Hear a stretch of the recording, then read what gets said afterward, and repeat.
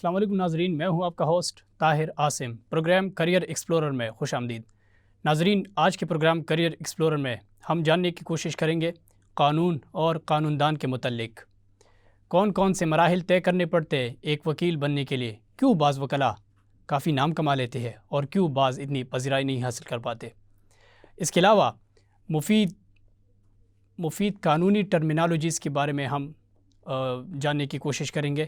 اس پر مزید تفصیل سے بات کرنے کے لیے ہمارے ساتھ اسٹوڈیو میں تشریف فرما ہے جناب ایڈوکیٹ سید محمد جنید شاہ صاحب۔ ویلکم ٹو دا شو۔ کیسے ہیں آپ؟ ٹھیک ہے؟ بالکل ٹھیک ٹھاک، شکر ہے، آپ کی دعائیں۔ شاہ صاحب، پہلے تو آپ کا بہت بہت شکریہ کہ آپ نے ہمیں ٹائم دیا۔ سب سے پہلے ہمارے ناظرین کو کچھ اپنے بارے میں ہی بتا دیں۔ میرا نام سید محمد جنید شاہ ایڈوکیٹ ہے۔ میں اس وقت پشاور کورٹس میں ایک پریکٹسنگ لائر ہوں، ڈسٹرکٹ اینڈ سیشن کورٹس میں، اور میں نے اپنی لا کی ڈگری فرنٹیئر لا کالج سے حاصل کی ہے، اور اس کے ساتھ ساتھ میرے پاس فارمیسی کی ڈگری بھی ہے جو کہ میں نے capital college of pharmacy health and sciences سے حاصل کی ہے، اور میں ابھی پشاور کورٹس میں اپنی پریکٹس کر رہا ہوں۔ سول اور فیملی کیسز میں میری مہارت حاصل ہے، اور اس وقت میں اپنے سینئر کے ساتھ انٹرنشپ پہ ہوں، اور ہمارا سینئر اور میں دونوں پشاور کے CCPO کے لیگل ایڈوائزر بھی ہیں۔ شاہ صاحب، اگر کوئی نوجوان بطور قانون دان اپنا کیریئر چنے تو آپ اس کے لیے کیا تجویز کریں گے؟ کون کون سی صلاحیتوں کا حامل ہونا ضروری ہے، اور کن کن مراحل سے گزر کر ایک فرد اس قابل بنتا ہے کہ وہ اپنے آپ کو ایک ایڈوکیٹ یا ایک پیشہ ور قانون دان تصور کر سکے؟ فرسٹ آف آل اس کے لیے تو یہ ضروری ہے کہ اس کے FAC میں مارکس کتنے آئے ہیں، اس کے مارکس پہ ڈیپینڈ کرتا ہے۔ اگر اس کے مارکس 70% سے زیادہ آئے ہیں تو پھر ایلیجیبل ہے لا کے لیے، لیکن اس طرح ڈائریکٹلی وہ ایلیجیبل نہیں ہو سکتا۔ اس طرح ایلیجیبل ہو سکتا ہے کہ 70% سے زیادہ اس کے مارکس FAC میں آتے ہیں تو اس کے بعد لیٹ کا ایگزام دے گا، جسے ہم لا ایڈمیشن ٹیسٹ کہتے ہیں۔ اگر وہ لیٹ کا ٹیسٹ کلیئر کرتا ہے تو اس کے بعد وہ اس کی مختلف پرائیویٹ لا کالجز میں اور خیبر لا کالج جو گورنمنٹ کی طرف سے پشاور یونیورسٹی میں، اس میں میرٹ لسٹ میں اس کا نام آتا ہے۔ اس نام آنے کے بعد بھی اس سے انٹرویو لیا جاتا ہے کالج کے بیسس پہ، جو کہ کالج کے ڈائریکٹر اور پرنسپل وغیرہ انٹرویو کنڈکٹ کرتے ہیں، اور انٹرویو بہت ڈیٹیل سے ہوتا ہے ان اسٹوڈنٹس کا۔ ان سے انٹرویو لیا جاتا ہے، ان انٹرویو کے بعد کالج کا پرنسپل اور ڈائریکٹر یہ سلیکشن اس میں کرتے ہیں اگر یہ کمپیٹنٹ لائر بن سکتا ہے فیوچر میں کہ نہیں بن سکتا، تو اسی بنیاد پہ اس کا انٹرویو لیا جاتا ہے، اس کی سلیکشن ہوتی ہے، اور اس کے بعد پھر وہ اپنی BS لا سٹارٹ کرتا ہے۔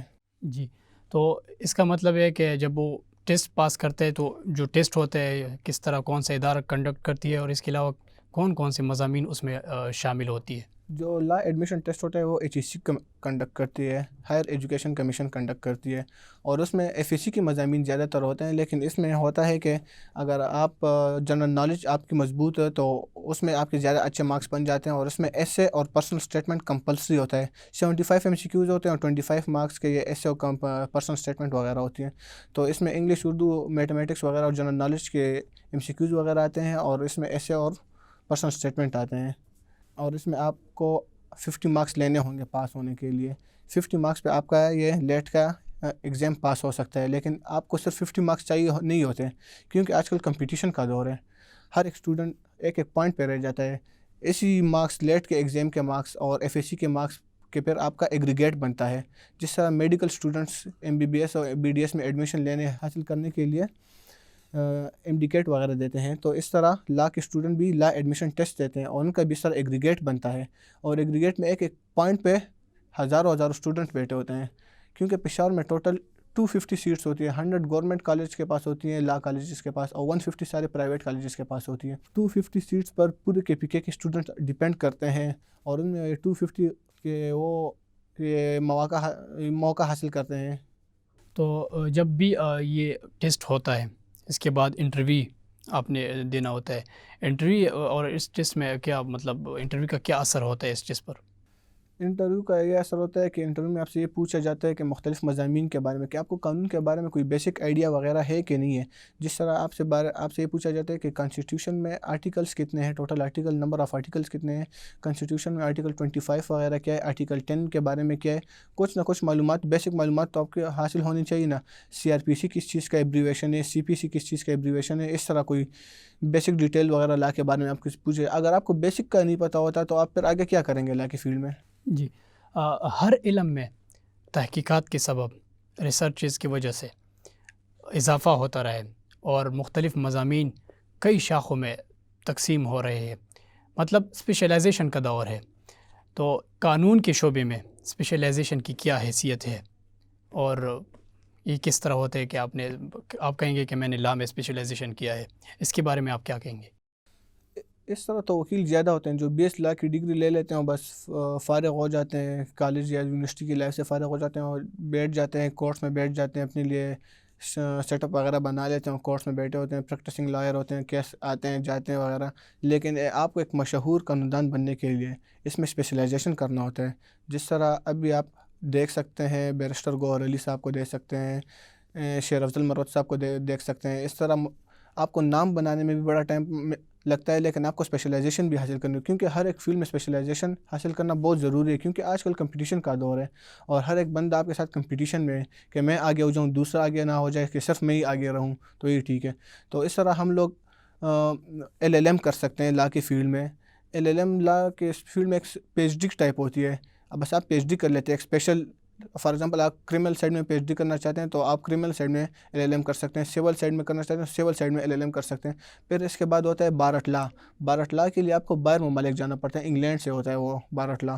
بارٹ لا آج کل بہت زیادہ ایکسپینسو ہے، وہ ہر ایک وکیل کا کام نہیں ہوتا، کیونکہ آج کل پاکستان کی معیشت پہ آپ نظر ڈال لیں تو بمشکل گنے چنے وکیل ہی بارٹ لا کے لیے جا سکتے ہیں، کیونکہ تقریباً 3 کروڑ سے اوپر کا تو اس پہ خرچہ آتا ہے بارٹ لا کے اوپر، کیونکہ اس بارٹ لا کے ایڈمیشن صرف 70 لاکھ سے تو اوپر بارٹ لا کے ایڈمیشن ہے. تو آپ اس سے اندازہ لگا سکتے ہیں کہ ہر ایک کسی کا بس کا کام نہیں ہے کہ بارٹ لا کر لے. اور ایک دفعہ آپ بارٹ لا کر کے آ جائیں تو پھر تو اس بندے کے مزے ہیں، کیونکہ بیرسٹروں کی فیس تو آپ کو پتہ ہے کہ بیرسٹر کتنی فیس لیتے ہیں اور کیا حساب ہوتا ہے ان کا. تو وہ کتنا تقریباً کما لیتے ہیں، فیس کتنا لیتے ہیں وہ؟ بیرسٹر کی فیس سٹارٹنگ ہوتی ہے 20 لاکھ سے. اچھا 20 لاکھ سے تو ان کی فیس سٹارٹ ہوتی ہے، اور پھر آپ ڈپینڈ اپان کیسز ہوتا ہے، کیسز آف نیچر ہوتا ہے کہ کس نیچر کا کیس آیا ان کے پاس، تو اس کے مطابق وہ اپنی فیس بڑھاتے ہیں، کم کرتے ہیں، اسی طرح مطلب کرتے ہیں. جو اپنے نام کے ساتھ بیرسٹر لگاتے ہیں تو اس نے بارٹ لا کیا ہوتا ہے. یہ پاکستان میں نہیں ہے، یہ ضرور باہر ملک سے یہ باہر انگلینڈ سے کیا جاتا ہے، اور خاص طور انگلینڈ میں بس اس کے کالجز ہیں، اور کسی ممالک میں اتنے نہیں ہیں. ہمارا پروگرام ہی کریئر کے چناؤ سے متعلق ہے، تو کسی بھی کریئر میں جانے کے لیے اس کی امپلائمنٹ ریٹ جو ہوتی ہے اس کے بارے میں ضرور ہم جاننے کی کوشش کریں گے. اور اس کے علاوہ آپ کے اندازے کے مطابق ایک نیا وکیل عموماً کتنا کما لیتے ہیں؟ جس طرح آپ کا سوال ہے کہ ایک نیا وکیل عموماً کتنا کما لیتا ہے، تو ایک نیا وکیل عموماً اپنے سینئر پہ ڈیپینڈ کرتا ہے کہ اس کے سینئر کے پاس پینڈنسی آف کیسز کتنے ہیں، اس کے سینئر کے پاس کیسز آتے ہیں نہیں آتے، تو وہ سینئر پہ ڈیپینڈ کرتا ہے. تھوڑے بہت اپنے کیسز اس کے پاس اپنے آتے ہیں، اس طرح کیسز وغیرہ آتے ہیں کہ وہ اس کے جاننے والا کوئی ہو اس کو کیس دے دیتا ہے، یا اس کے علاقے محلے کا کوئی بندہ ہو اس کو کیس دے دیتا ہے. لیکن وہ زیادہ تر ڈیپینڈ اپنے سینئر پہ کرتا ہے کہ اس کا سینئر اس کو کتنی پاکٹ منی دیتا ہے. بس وہ عموماً نیا وکیل جب آتا ہے تو وہ اپنی پاکٹ منی نکال ہی لیتا ہے، اپنے اخراجات خود ہی نکال لیتا ہے. اس کو نام بنانے میں، نئے وکیل کو نام بنانے میں تقریباً 5 سے 6 سال لگ جاتے ہیں نام بنانے میں. ایک دفعہ آپ کا نام بن جائے تو پھر تو آپ کے مزے ہی مزے ہیں. اور سینئر اگر آپ کو سپورٹ کرے تو بہت اچھے سینئرز ہوتے ہیں، لیکن اس طرح سینئر بڑے قسمت سے ملتے ہیں ہر ایک بندے کو. ہر ایک بندے کے نصیب میں اتنے اچھے سینئرز نہیں ہوتے کہ وہ اس کو پیچھے سے سپورٹ کرے اور اس کی سیلری کے لحاظ سے بھی اس کو سپورٹ کرے، اور اس کو کانسٹیٹیوشن کے لحاظ سے بھی اس کو سپورٹ کرے، اور اس کو کورس میں پیش کرنے کی آداب و ایتھکس وغیرہ بھی اس کو سکھائے. رائٹ. تو آپ کیا سمجھتے ہیں کہ ایک ہم نے سنا ہے کہ ایک سرکاری وکیل ہوتا ہے، ایک پرائیویٹ وکیل ہوتا ہے، یہ ان دونوں کے درمیان میں ایسے کوئی خاص فرق ہے؟ سرکاری وکیل بننے کے لیے تو آپ کو ایگزام دینا پڑتا ہے. اس کی ایج لمٹ ہے 25 ایئر سے آپ کی ایج زیادہ ہونی چاہیے اور 33 ایئر سے کم ہونی چاہیے. اس کے لیے آپ کو کمپٹیٹیو ایگزام دینا ہوگا KPSC میں. KPSC کنڈکٹ کرتی ہے. کمیشن کا ایگزام ہوتا ہے اور ڈائریکٹ وہ 17 اسکیل ہوتا ہے. اسے ہم اپنی زبان میں پبلک پروسیکیوٹر کہتے ہیں، PP کہتے ہیں کورٹس میں. وہ سیشن کورٹ میں ہم لوگ کہتے ہیں PP، اور ہم لوگ ہائی کورٹ میں اسے کہتے ہیں AG اٹارنی جنرل. اور PP کی جو سیلری وغیرہ ہوتی ہے وہ گورنمنٹ ڈیسائیڈ کرتی ہے کہ اس کی کتنی سیلری ہوتی ہے. وہ پھر پرائیویٹ کیسز نہیں کر سکتی، اپنی کیسز نہیں کر سکتی، وہ صرف گورنمنٹ کی سائڈ سے گورنمنٹ کے کیسز ہی کریں گی. جس طرح فار ایگزامپل اگر ایک کمپلینٹ آ جاتا ہے اور اس کے ساتھ بہت زیادہ ظلم وغیرہ ہوا ہو، فار ایگزامپل ایک 302 کا کیس آ جاتا ہے، اس کا کمپلینٹ آ جاتا ہے، وہ کہتا ہے کہ میرے بھائی کے ساتھ بہت ظلم ہوا ہے، اس کو ان لوگوں نے مارا ہوا ہے، ان کے پیچھے انہوں نے FIR کی ہوتی ہے، فار ایگزامپل یا میرے بیٹے کو مارا ہوا ہے یا میری بیٹی کے ساتھ ریپ وغیرہ کا کیس ہوا ہے، اور وہ بڑے مجبور لوگ ہوتے ہیں جو ان کے ساتھ اس طرح معاملات وغیرہ ہوتے ہیں، تو وہ اپنے لیے اپنے پیسوں سے، اپنے اخراجات سے اپنے لیے خود کا وکیل نہیں پکڑ سکتے، تو وہ کورٹس میں آتے ہیں، درخواست دیتے ہیں، تو وہ درخواست ان کو جج صاحب PP کو فارورڈ کرتے ہیں کہ PP صاحب یہ ان کی FIR یہ فائل وغیرہ آپ دیکھ لیں، تو جب PP صاحب ان کے FIR وغیرہ سب کچھ دیکھ لیتی ہے تو ان کے مخالف کے پیچھے نوٹس وغیرہ ہوتے ہیں، اور پولیس ان کے پیچھے جاتی ہے، وارنٹ ان کے پیچھے ہوتی ہے، تو ان کو کورٹس میں لاتی ہے، تو پھر وہ لوگ اپنے لیے وکیل کا بندوبست وغیرہ کرتے ہیں دوسری سائڈ، اور اس طرح PP جو کمپلینٹ کے سائڈ سے ہوتا ہے تو وہ PP ان کے لیے پیش ہوتا ہے کورٹ میں فری آف کاسٹ، کیونکہ ان کو تو گورنمنٹ پے کرتی ہے۔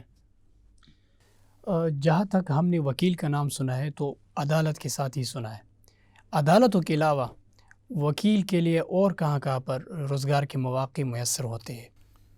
وکیل کے لیے ہر ایک ڈپارٹمنٹ میں روزگار کے مواقع میسر ہوتے ہیں، اور اس کو مختلف کمپنیز کی سائٹ سے یا مختلف ڈپارٹمنٹس کے سائٹ سے لیگل ایڈوائزر مل جاتی ہے، وہ ان کے لیگل ایڈوائزرز بن جاتے ہیں۔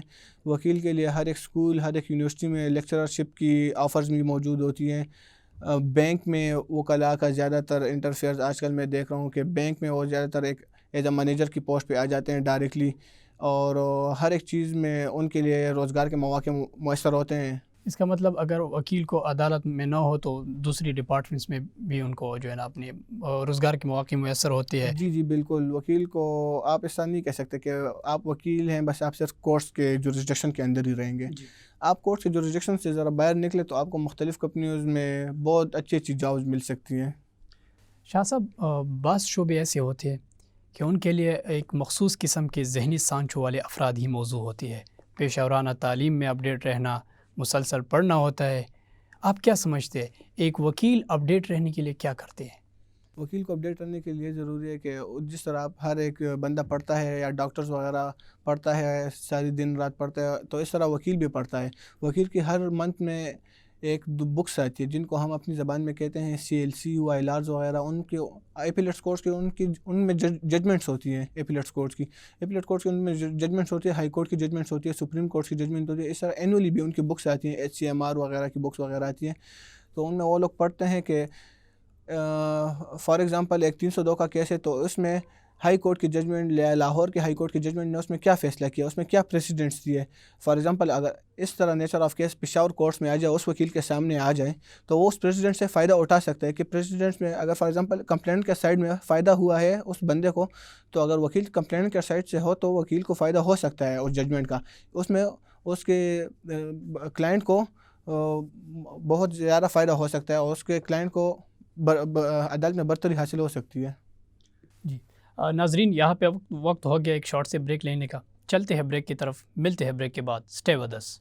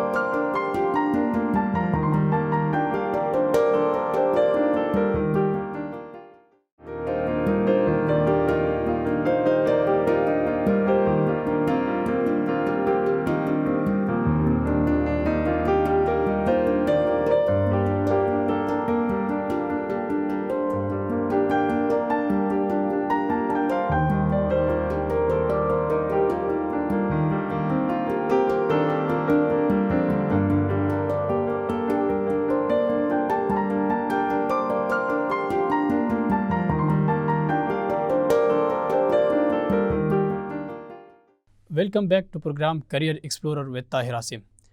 شاہ صاحب، ہم نے دیکھا ہے کہ بعض وکلاء ہر دور میں، ہر علاقے میں بعض وکلاء ابھر کر سامنے آتے ہیں، مطلب بڑا نام کما لیتے ہیں، تو ان کے پیچھے کیا راز ہوتا ہے؟ ان کے پیچھے ان کی کامیابی کا راز ہوتا ہے، لیکن بعض اوقات لک بھی ساتھ دیتی تھی ان کی قسمت ان کا ساتھ دیتی تھی۔ بعض وکلاء اگر آپ جس طرح BS لا کمپلیٹ کر کے کورس میں آ جائے اور اسپیشلائزیشن وغیرہ کی ڈگریاں کمپلیٹ کر لیں، آپ آ جائیں کورس میں، تو آپ کو 5-6 سال لگیں گے نام کمانے میں۔ آپ 5-6 سال یا 2-3 سال اپنے جونیئرس کے ساتھ رہیں گے اور اس کے باوجود 5-6 سال آپ کو لگیں گے اپنا نام بنانے میں۔ آپ پہلے 5-6 سال نام بنانے میں لگائیں گے تو آپ کے بقایا زندگی کے 50 یا 40 سال یا 30 سال کی زندگی بڑی آرام سے گزر جائے گی۔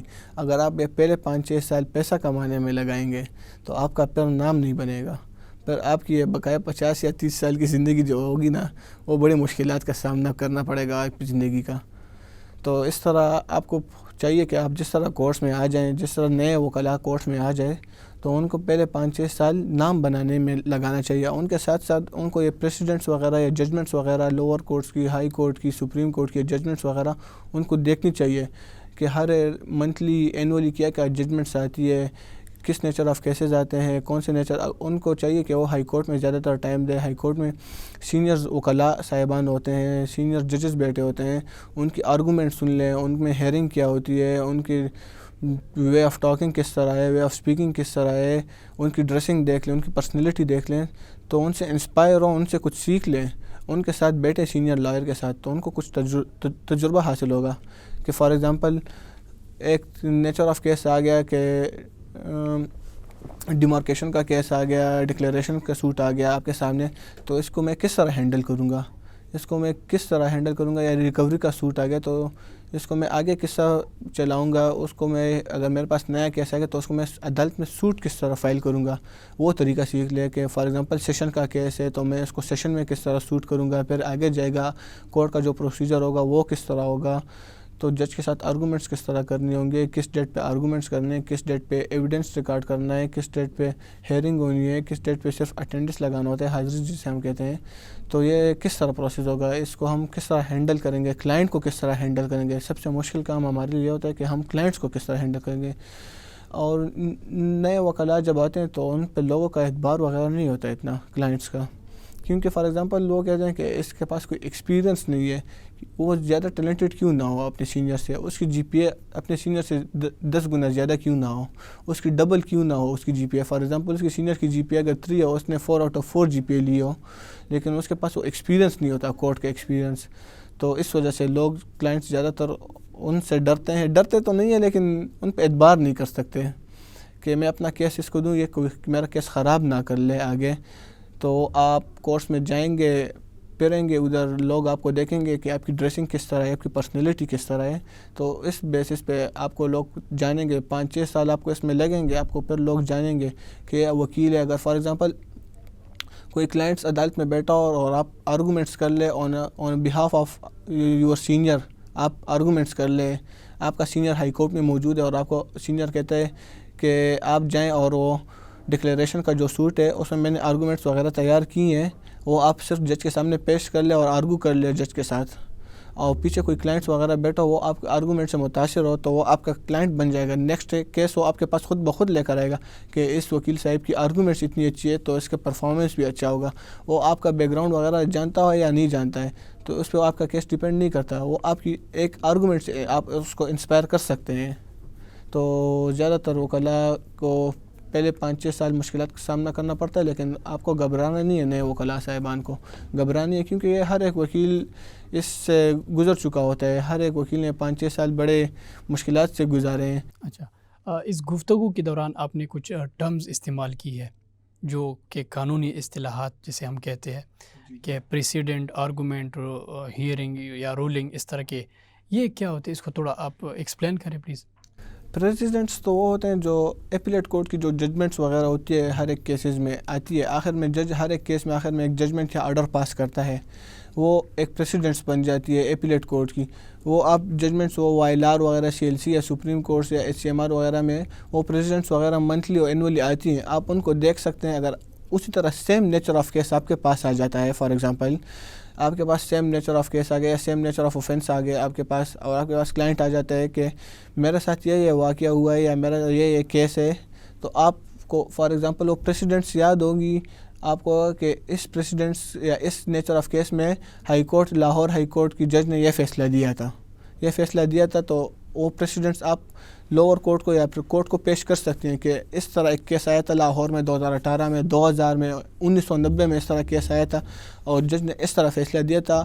اگر وہ فیصلہ آپ کے حق میں ہوا تو آپ کے لیے بہت بہتر ہوگا. اگر آپ کو پریسیڈنٹ سے یاد ہو, پریسیڈنٹس کا یہی فائدہ ہوتا ہے. اور آرگومنٹس اور ہیئرنگ آپ کہہ رہے ہیں کہ آرگومنٹس وہ ہوتے ہیں جو جج اور وکلاء صاحبان کے درمیان میں ہوتے ہیں. فار ایگزامپل اگر سول نیچر آف کیس ہے, اس میں پلینٹو کا وکیل بول رہا ہے, آرگومنٹس کر رہا ہے جج صاحب کے ساتھ, تو دوسرا ڈیفینڈنٹ کا وکیل خاموش رہے گا, پہلے آرگومنٹ سنے گا, پلینٹو کی سائڈ کے وکیل کی آرگومنٹ سنے گا. یہ کورٹس ایتھکس بھی ہے اور آرگومنٹس بھی اسے کہتے ہیں ہم لوگ کے وکیل اور جج کے درمیان جو گفتگو ہوتی ہے ان اے جورسڈکشن آف کورٹ, تو اسے ہم آرگومنٹس کہتے ہیں. تو پھر جب پلینٹو کے سائڈ سے وکیل اپنے آرگومنٹس وغیرہ ختم کر لے گا تو پھر ڈیفینڈنٹ کے سائڈ سے وکیل اپنے آرگومنٹ شروع کر دے گا اور جج صاحبان کے ساتھ اپنے پوائنٹس پیش کرے گا کہ یہ اس طرح نہیں تھا, اس طرح تھا, اس طرح نہیں تھا, اس طرح تھا, یہاں پہ یہ پوائنٹ نہیں ہے, یہاں پہ یہ ہے. تو اس طرح یہ سارے آرگومنٹس وغیرہ ہوں گے. اور رولنگ اور ججمنٹس وغیرہ تو آتی ہے, یہ تو جج آخر میں آرڈر پاس کرتا ہے تو اسے ہم رولنگ بھی کہتے ہیں یا آرڈر بھی کہتے ہیں جج صاحب کا. کورٹ روم بذات خود ایک مکمل نظام ہے. کچھ کورٹ روم کے بارے میں ہمارے ناظرین کے لیے کچھ بتا دیں. جس طرح آپ کورٹ روم میں انٹر ہوتے ہیں تو آپ کو سامنے نظر آتا ہے کہ جج صاحب بیٹھا ہوتا ہے, اس کے ساتھ اسٹینو بیٹھا ہوتا ہے, لیڈر بیٹھا ہوتا ہے, پیچھے کی پی او صاحب بیٹھے ہوتے ہیں. تو یہ سارا کورٹ روم کا نظام ہے. باہر کورٹ روم کے ہر ایک عدالت کے ساتھ اپنا ایک مقرر روم ہوتا ہے, اس میں 2-3 بندے بیٹھے ہوتے ہیں. تو یہ سارا کورٹ روم کا نظام ہے. تو آپ نیچے سول سوٹ فائل کرتے ہیں یا کرمنل سوٹ فائل کرتے ہیں, آپ سوٹ فائل کرتے ہیں تو نیچے سے پی این آپ کا کیس لے کر آ جاتے ہیں عدالت میں, جس عدالت میں انہوں نے لگایا ہوتا ہے. تو آپ کا کیس لے آتے ہیں تو وہ مقرر صاحب کے ساتھ جمع کر دیتے ہیں. مقرر اندر جاتا ہے تو لیڈر صاحب کو آپ کا کیس دے دیتا ہے, فائل دے دیتے ہیں. فائل دینے کے بعد لیڈر صاحب آپ کا کیس دیکھتے ہیں. آپ کا کیس اگر ویلڈ ہو, اس میں سب کچھ ڈاکومنٹس پورے ہوتے ہیں تو وہ جج کے سامنے رکھ دیتا ہے. جج صاحب آپ کا کیس دیکھتے ہیں تو آپ اس میں فرسٹ ہیئرنگ کر لیتے ہیں, فرسٹ آرگومنٹس کر لیتے ہیں. فرسٹ آرگومنٹس کے بعد جج صاحب آپ کو ایک تاریخ دیتا ہے. تو اگر ڈیفینڈنٹ کے پیچھے نوٹس ہو جاتا ہے کہ آپ کے پیچھے طاہر بھائی نے اس طرح کیس کیا ہے, آپ کوشش کریں کہ آپ اس تاریخ کو کورٹ میں پیش ہو جائیں. وہ اس تاریخ کو کورٹ میں پیش ہوتا ہے اور وہ کہتا ہے جج صاحب کو کہ آپ ہمیں نیکسٹ ڈیٹ دے دیں, ہم اپنے لیے وکیل صاحب کا بندوبست کرتے ہیں. وہ کہتے ہیں تو ان کو ایک نیکسٹ ڈیٹ مل جاتی ہے, تو وہ نیکسٹ ڈیٹ پہ اپنے لیے وکیل صاحب کا بندوبست کرتے ہیں. تو پھر دونوں وکیل جب آمنے سامنے ہوتے ہیں اسی کیس میں, سیم نیچر آف کیس میں آمنے سامنے ہوتے ہیں جج صاحب کے, تو پہلے پلینٹو کا وکیل بولتا ہے اور آرگومنٹس کرتا ہے, تھوڑی سی اسٹارٹنگ آرگومنٹس کرتا ہے کہ یہ کیس اس طرح ہے. تو پھر جب وہ پلینٹو کے وکیل اپنی آرگومنٹس ختم کر لیتا ہے تو پھر ڈیفینڈنٹ کا وکیل بولتا ہے. وہ جب دونوں کے آرگومنٹس ختم ہو جاتے ہیں تو پھر جج صاحب کہتے ہیں کہ چلو اس میں نیکسٹ ڈیٹ دیتا ہوں, اور نیکسٹ ڈیٹ پہ بقایا کورٹ کی کارروائی وغیرہ کی جاتی ہے. اس میں ایویڈنس آتا ہے, سبمیشن آف پلیڈنگز وغیرہ آتی ہے, اس میں اسٹے اپلیکیشنز وغیرہ آتی ہے, اس میں آفیشیل وٹنسز آتے ہیں, پرائیویٹ وٹنسز آتے ہیں. پھر آخر میں جب فائنل آرڈر جب کورٹ پاس کرتی ہے تو اس میں بہت زیادہ ٹائم لگ جاتا ہے. شاہ صاحب, اکثر اوقات ہم نے دیکھا ہے کہ بعض دفعہ ایسی کیسز سامنے آتی ہے کہ ایک وکیل یا جج تو بہت اعلیٰ درجے کی ہے, لیکن ایک عام بندہ بھی سمجھ سکتا ہے کہ یار یہ حق ہے اور یہ باطل ہے, تب بھی جج جو ہے نا ڈیٹ پہ ڈیٹ دے رہا ہے. یہ اس کی کیا وجہ ہے, کیوں اس طرح ہو رہا ہے؟ ڈیٹ پہ ڈیٹ جب ملتا ہے تو اس طرح ہوتا ہے کہ ایک تو پینڈنسی آف کیسز کورٹ پہ اتنی زیادہ ہے کہ ججز صاحب سے کنٹرول نہیں ہو پا رہا, کہ کیونکہ ججز کی تعداد کم ہے, اور وہ اگر دن کے 70-80 کیسز بھی اپنے لیے لگائے نا تو پھر بھی زیادہ کم ہے. کیونکہ اگر آپ ابھی سروے ہوا تھا پچھلے 2-3 مہینوں میں 30,000 کیسز پشاور کورٹس میں سبمٹ ہوئے تھے. 30,000 کیسز, یہ بہت بڑا اماؤنٹ ہے, huge amount of cases submit ہوئے تھے. یہ ڈسٹرکٹ کورٹ, یہ صرف ڈسٹرکٹ کورٹ میں سبمٹ ہوئے تھے. صرف پشاور کی جورسڈکشن کی بات میں کر رہا ہوں. ہائی کورٹ کو آپ ایک سائڈ پہ کر لیں, ڈسٹرکٹ اینڈ سیشن کورٹ کی میں بات کر رہا ہوں. تو 30,000 کیسز, تو 30,000 آپ 2-3 مہینوں میں اتنی سروے ہوا تھا کہ 2-3 مہینوں میں اتنے کیسز اگر آپ کورٹ میں سبمٹ کریں گے تو آپ خود ہی اندازہ لگائیں کہ ڈیٹ بائی ڈیٹ نہ دی جائے تو کیا کریں. اگر آپ کا فرسٹ ہیئرنگ کے لیے کیس لگتا بھی ہے تو آپ کا کیس لگنے میں بھی 2-3 مہینے لگ جاتے ہیں. آپ کو پہلی تاریخ ملنے میں بھی 2-3 مہینے لگ جاتے ہیں. آپ آج کیس فائل کرتے ہیں تو 2-3 مہینے میں کیس لگ جاتا ہے آپ کا. ڈسٹرکٹ اینڈ سیشن کورٹس تو پھر بھی 2-3 مہینے میں آپ کا کیس لگ جاتا ہے. ہائی کورٹ میں تو 10 مہینوں کی 1 سال کے بعد آپ کی تاریخ آتی ہے. تو اتنے لانگ پروسیجر کے بعد, اتنے پینڈنسی آف کیسز کے بعد آپ کی جب تاریخ آتی ہے تو اس پہ یا آپ کا وکیل نہیں موجود ہوتا, یا پلینٹو سائڈ کا وکیل موجود نہیں ہوتا, یا ڈیفینڈنٹ سائڈ کا وکیل موجود نہیں ہوتا. اور جب موجود ہوتا ہے تو اس میں کچھ ڈاکومنٹس کی ضرورت پڑتی ہے. تو جج صاحب اس کو کہتے ہیں کہ آپ وہ ڈاکومنٹس ہمیں پرووائڈ کر دیں, آپ ڈیٹ لے لیں. جب ڈیٹ لے لیتے تو پھر 1 مہینہ 2 مہینے کے بعد اس کی تاریخ آتی ہے تو پھر دوسرا وکیل موجود نہیں ہوتا. اگر وکیل اور وکلا دونوں موجود ہیں تو جج صاحب چھٹی پر ہوتے ہیں یا کسی کام سے انہوں نے لیو لی ہوتی ہے, میڈیکل لیو لی ہوتی ہے. تو اسی طرح بس, یا آفیشیل وٹنس نہیں آ رہا ہوتا کورٹس میں. جس طرح آفیشیل وٹنس سے مراد میرا پٹواری حلقہ, ریونیو ریکارڈ وغیرہ جو ہمیں چاہیے ہوتا ہے کورٹس میں سول کے سائڈ پہ, تو وہ پرووائڈ. اس طرح کیسز میں نے دیکھے ہیں کہ 3 سال میں تو پٹواری کورٹس میں موجود ہی نہیں ہے, پٹواری کورٹس میں ریکارڈ ہی نہیں لے کر آ رہے ہوتے. پٹواری کے پیچھے آخر میں وارنٹ ہو جاتا ہے, نان بیلیبل وارنٹ ہو جاتا ہے, اس کے باوجود وہ پھر آ جاتا ہے کہ یہ ریکارڈ لاتے ہے. تو اس ریکارڈ میں وہ آدھا ریکارڈ لاتے, آدھا ریکارڈ نہیں لاتا. اگر کوئی بندہ حق پہ بھی ہوتا ہے تو اس کو اپنا حق حاصل کرنے میں بھی 6 سے 7 سال لگ جاتے ہیں. شاہ صاحب یہ بتائے گا کہ ہر ایک ڈپارٹمنٹ اور ہر ایک ڈسپلن کا اپنا ایک ڈسپلن اور ایتھکس ہوتے ہیں. کورٹ روم کی کیا ایتھکس ہے؟ کورٹ روم کے یہ تھی کہ فار ایگزامپل اگر آپ اگر سینئر اور آپ کے پاس جونیئر ہے تو آپ سینئرس کو زیادہ آگے موقع دیں گے کہ وہ زیادہ آگے بیٹھ جائیں یا آگے جج کے سامنے پیش ہوں. آپ ان سینئرس کے پیچھے پیش ہوں گے, سینئرس کے پیچھے آپ کھڑے ہوں گے. اگر آرگومنٹس آپ کا سینئر کر رہے ہیں تو آپ اس میں انٹرفیئر نہیں کریں گے. اور اگر دونوں سینئرز وہ کلاس سامنے کھڑے ہیں تو پہلے پلینٹو کے سائڈ کو وکیل کو ترجیح دی جاتی ہے کہ وہ پہلے اپنے آرگومنٹس کرے جج صاحب کے ساتھ, تو اس میں دوسرا وکیل نہیں بولے گا. اور پھر اس کے بعد ڈیفینڈنٹ کے وکیل کو موقع دیا جاتا ہے کہ آپ اپنے آرگومنٹس کر لیں.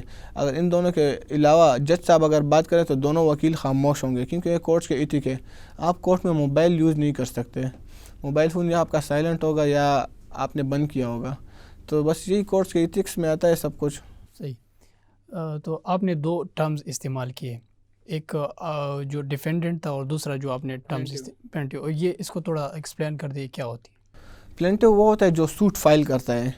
فار ایگزامپل اگر میرا ڈکلیریشن کا سوٹ ہے اور میں جمال شاہ پہ یا سلمان پہ ایک کیس کرنا چاہتا ہوں, تو میں کہوں گا کہ جمال شاہ نے میرا یہ گھر قبضہ کیا ہوا ہے, یہ ہوا ہے, تو میں سوٹ فائل کروں گا تو مجھے پلینٹو قرار دیا جائے گا.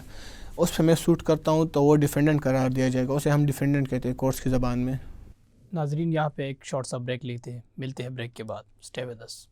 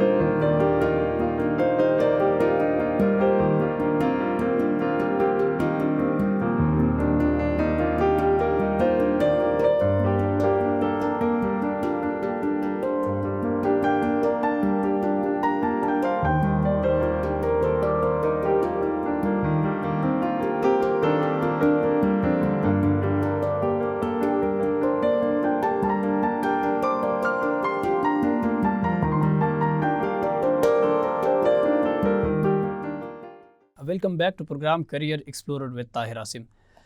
شاہ صاحب, جہاں تک ہم نے دیکھا ہے کہ رواج بھی ایک قانون ہے, جو ثقافت ہوتا ہے وہ بھی ایک قانون ہے.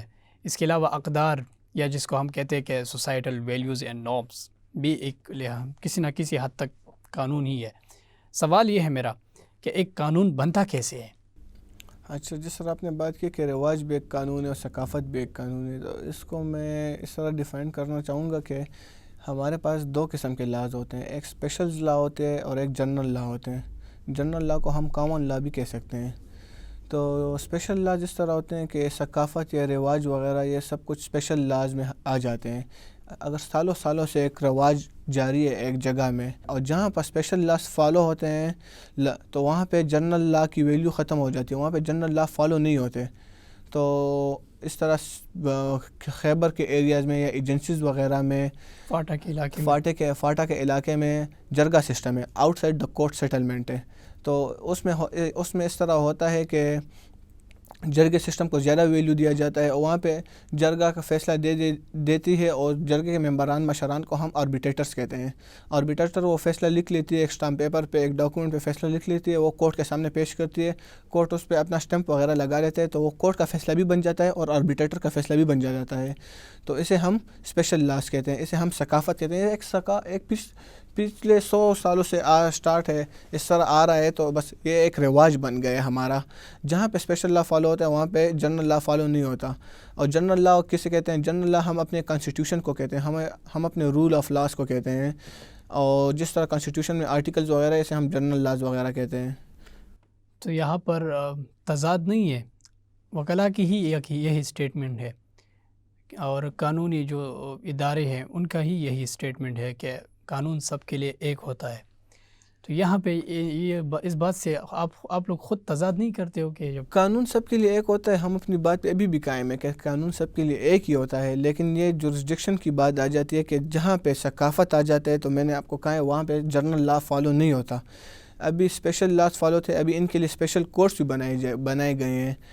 پشاور کے جورسڈکشن میں 1-2 اسپیشل کورٹ بنائے گئے ہیں. اس طرح مختلف ایریاز کے جورسڈکشن میں مختلف اسپیشل کورٹس ان کے لیے بنائے گئے ہیں. ان کے لیے اسپیشل رولز ہوتے ہیں، یہی جو ان کی ثقافت آ رہی ہے وہ ان کا قانون ہی بن جاتا ہے.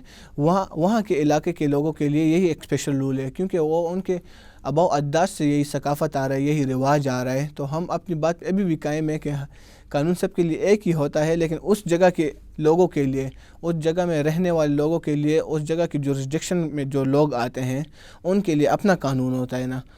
جی ہم نے دیکھا ہے کہ سنا بھی بہت ہے، بعض دفعہ اس پر کرٹیسزم بھی بہت زیادہ ہوتی ہے کہ ہمارے ملک میں آج بھی برٹش ایرا یا برطانوی دور کے قوانین جو ہے نا راج کرتی ہے. تو اس کے بارے میں آپ کیا کہیں گے؟ کیوں ابھی تک جو ہے نا، کیونکہ آج کل کے ہمارا ملک پاکستان اور آج کل کا جو برطانیہ ہے اس میں بہت فرق ہے. آپ کا سوال میں 1947 کے سائڈ پہ چلا جاؤں گا کہ جس ٹائم پاکستان آزاد ہوا تھا تو انہوں نے برٹش کا قانون اٹھایا اور اس کو رولز کو فالو کرنا شروع کر دیا. وہ رولز فالو کرتے ہیں اور اسی رولز کو ابھی تک چلا رہے ہیں، لیکن جہاں پہ ضرورت ہوتی ہے تو وہ اس رولز میں امینڈمنٹ کر لیتے ہیں. فار ٹائم بینگ جس طرح ٹائم آتا ہے تو امینڈمنٹ کر لیتے ہیں اور اس کو فالو کرتے ہیں.